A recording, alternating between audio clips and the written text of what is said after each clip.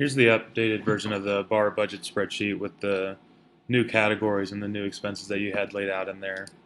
So I updated the total budget up here, and then that budget will change if you decide to change any of your category budgets down here. So, for example, you decide to make this 20,000 instead, then it'll show you what you actually have budgeted down here. So you can kind of play around with these numbers and see how that's going to affect your overall budget. And then we have those down here. I combined a couple of them, the professional services, like I mentioned, and then I also noticed that you had doors in the supplies, and then doors is a separate thing.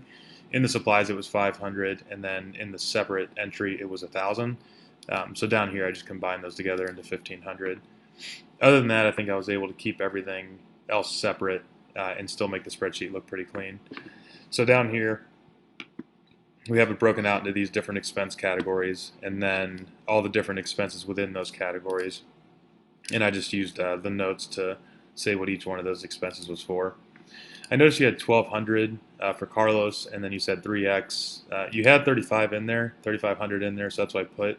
But I wasn't sure if that was just a typo, and it was actually supposed to be 3,600.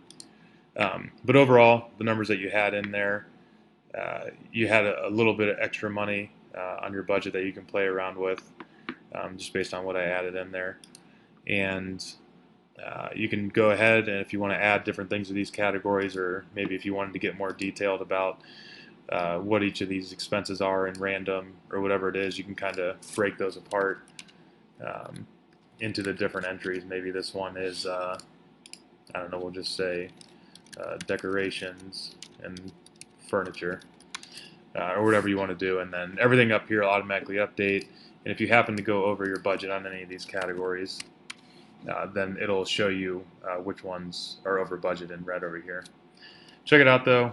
Let me know if you have any questions, and I can help with those. Thank you.